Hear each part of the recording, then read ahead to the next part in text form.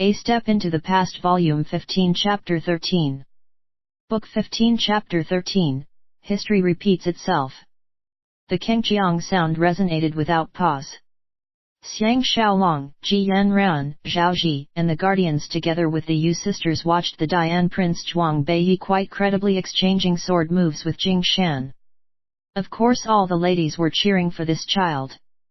Jing Shan relied on his agility, defending but not attacking. Dang! In the end, Zhuang Beiyi was still small and weak, and the sword fell on the ground as he lost his grip momentarily. He was however not discouraged and rolled on the ground, picked up his sword and continued fighting.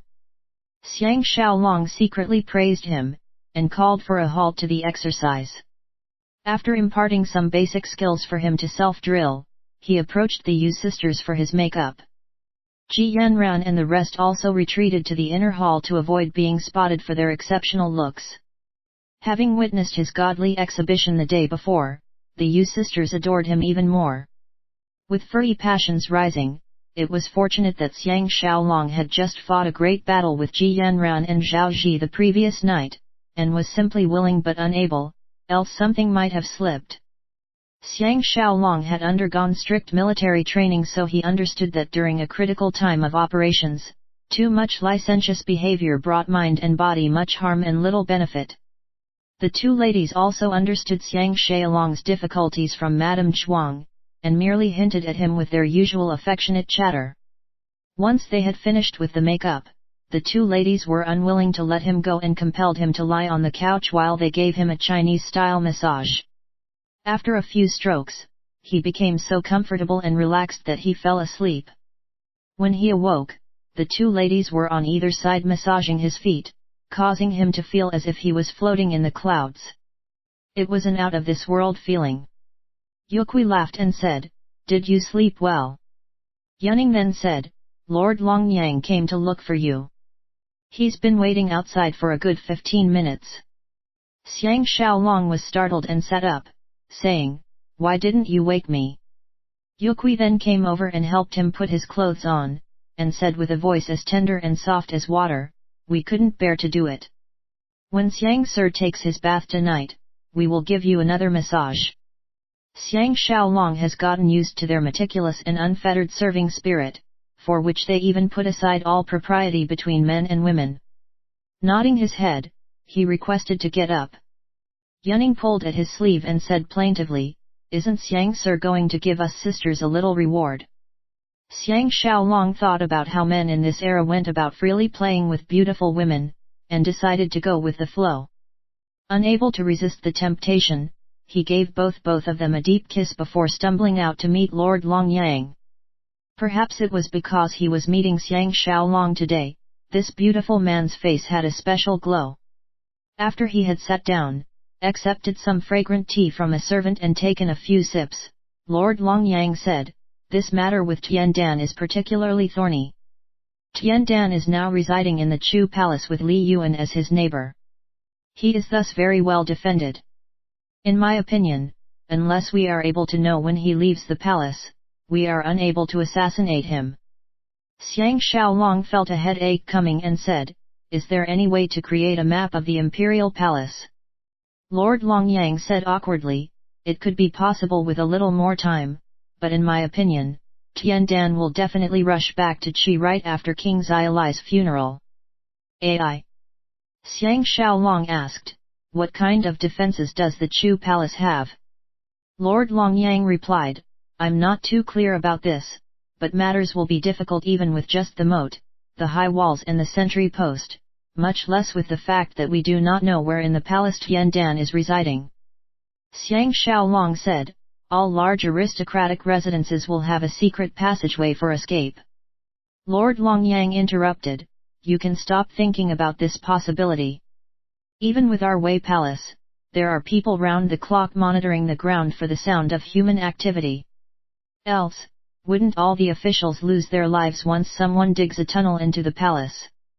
Xiang Xiaolong said, "Doesn't Tiandan need to attend banquets? If we know when he is going to which meeting, can't we assassinate him en route?" Lord Longyang said disappointingly, even though the Chu people have been labeled as southern barbarians, they abide by customs even more strictly than us people from the northern states.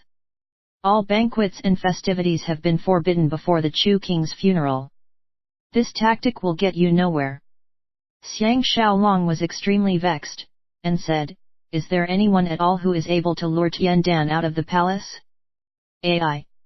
As long as we know where in the palace Tiandan is staying, we may yet have a method." At this moment he is thinking of how he used the sewers to infiltrate Zhao Mu's residence. The Chu palace is much bigger though, and he does not have an answer for that. It was also unclear how convenient or suitable the Chu palace's sewers were, therefore he had to admit that this method was unlikely to work. Lord Longyang suddenly lowered his voice and said, "Is that Dian princess very beautiful?" Xiang Xiaolong replied curiously, "She is certainly extraordinarily moving. Could it be that the Lord Longyang's pretty face turned red, saying, "Please do not misunderstand. When I was at Lord Chunshen's residence last night, Li Yuan and Lord Chunshen were both praising the Dian princess, saying that such a foxy and charming woman as her was rarer than 1 in 10,000. At that time Tiandan, Han Chuang, and Guo Kai were all present. They were all moved. That is why I thought maybe the Dian princess would be able to lure Tiandan into our trap. Nonetheless, it is still difficult to come up with a concrete and practical plan." Xiang Xiaolong said, "Did they talk about me?" Lord Longyang flashed him a look and said, "How could I have leaked your secret? They were equally amazed at your skill, determination, and movements. Only, no matter how much they crack their heads, there is no way they will associate you with Xiang Xiaolong. Even your servant could not recognize you, the others can forget about it." Because Xiang Xiaolong thought of Lord Longyang as at least half a woman, and also because of their profound friendship, no matter how lasciviously Lord Longyang acted, he felt amiable friendship rather than disgust. Laughing, he asked, "When Li Yuan talked about Wan Ruguang, did he display any rage?" Lord Longyang replied, "On the contrary, he did not.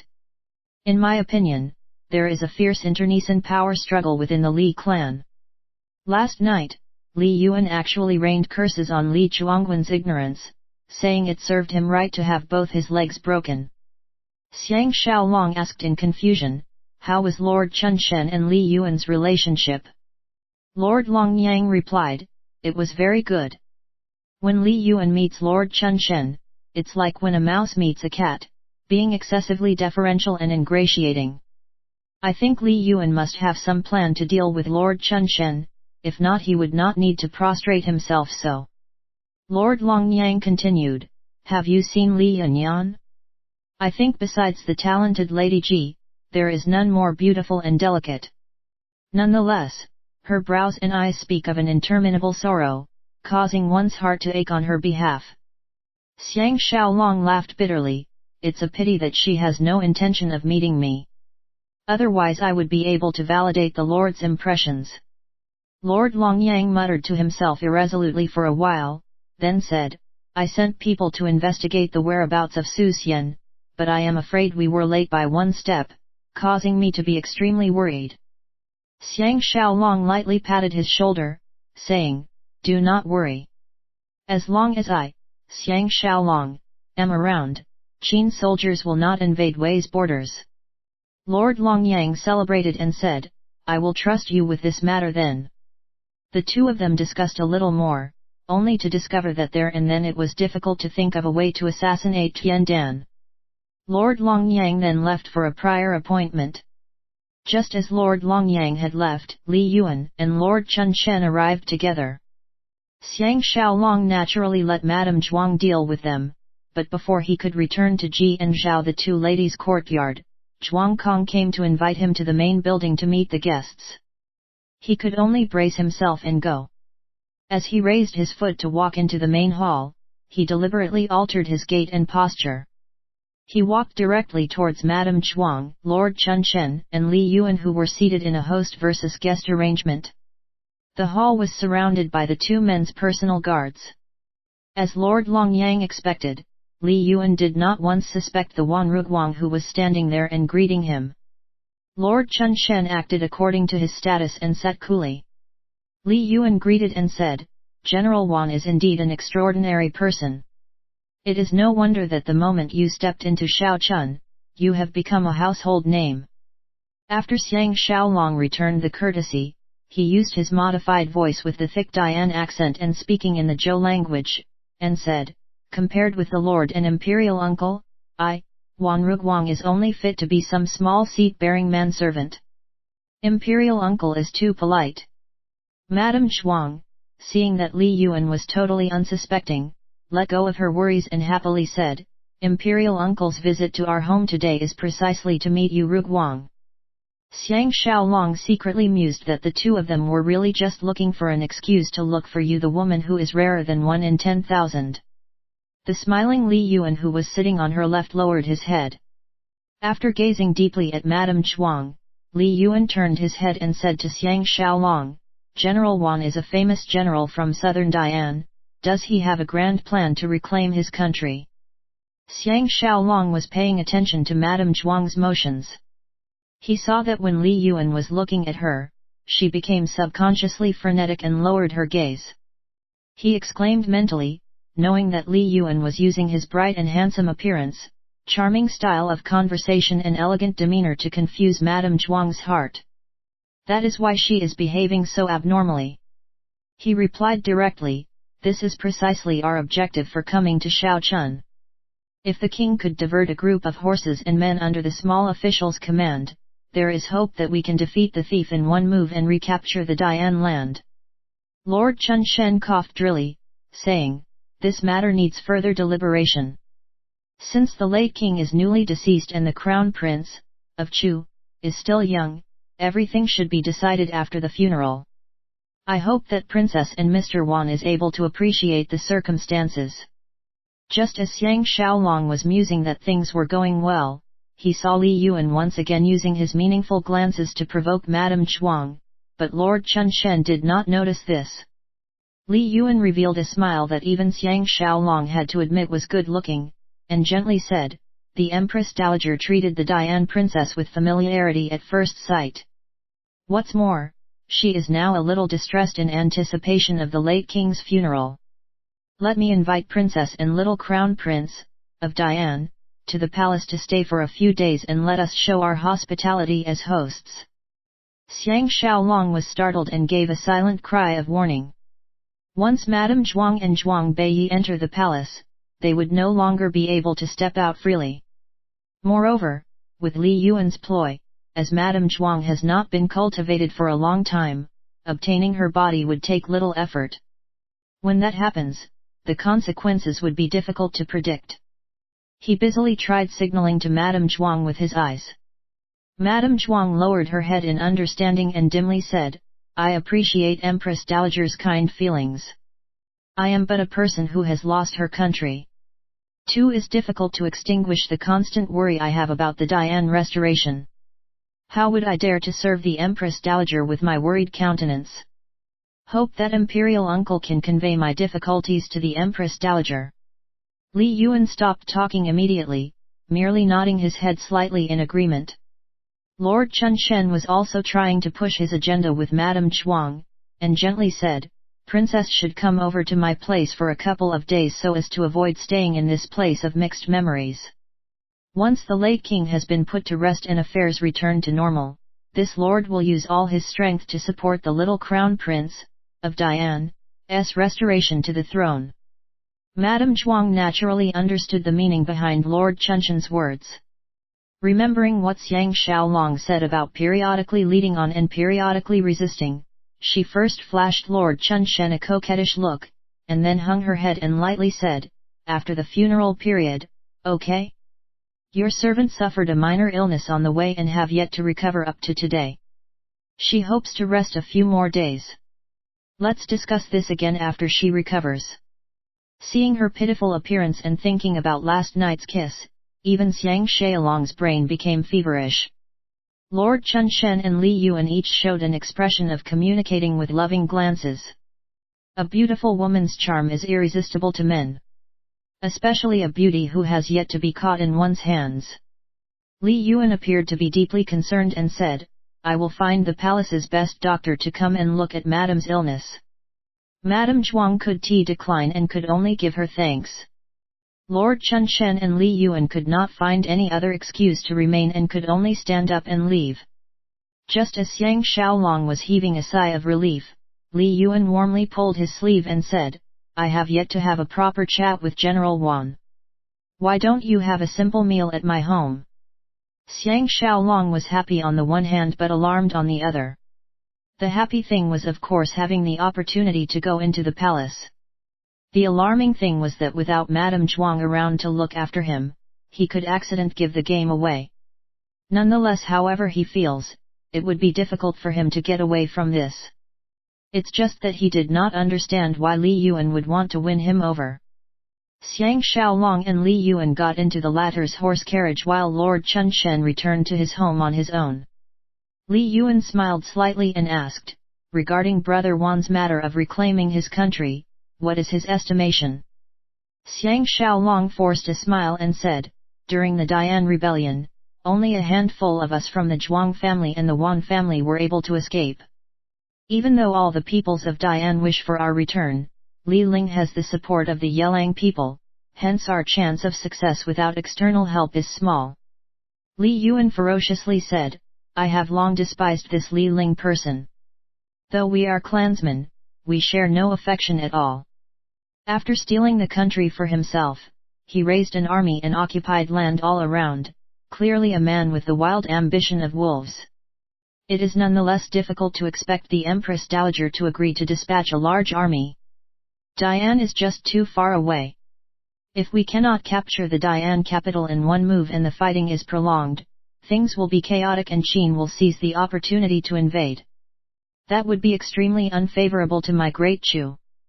Xiang Xiaolong suddenly realized that there were at least two factions in the Li clan, and that Doji and Cheng Suning were supporting Li Ling's faction.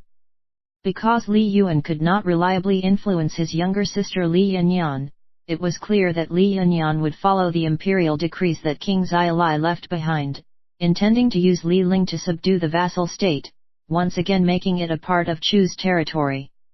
Li Yuan has nonetheless seen through Li Ling's wild ambitions, and knows that Li Ling just wants to grow his own power.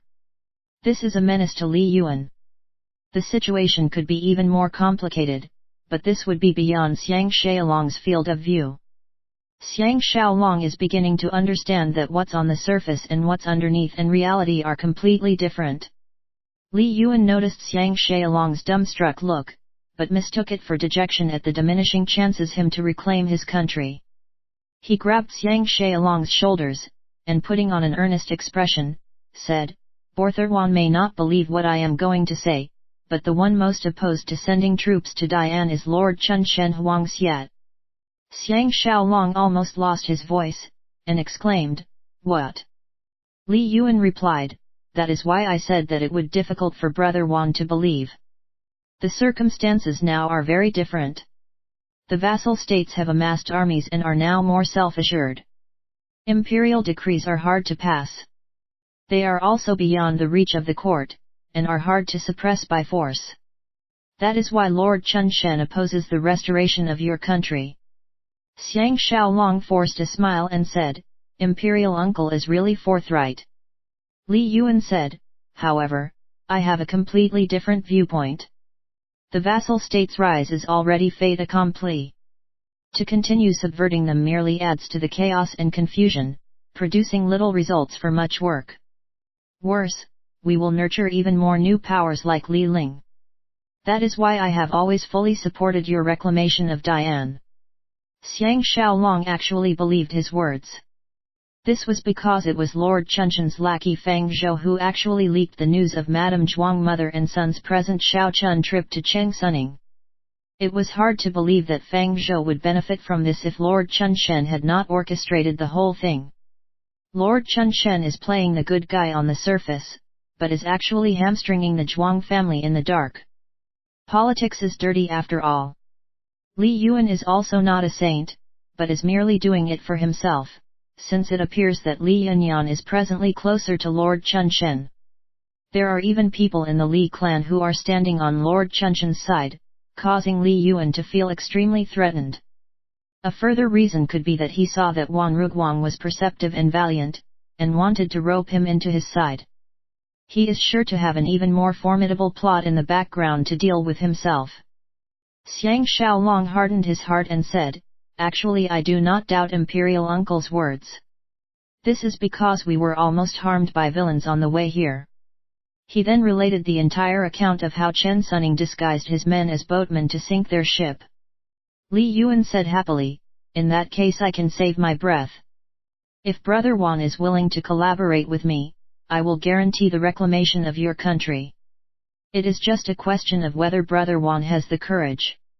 How could Xiang Xiaolong not know what this was all about? He pretended to be unafraid and said, "As long as my Dian is returned, Wan Ruguang will go through fire and water with no reservations." Li Yuan lowered his voice and said, "Then you must first kill Lord Chunshan." Xiang Xiaolong immediately brought to mind the former incident where Prince Xinling asked him assassinate the Wei King. Unexpectedly, history has repeated itself again.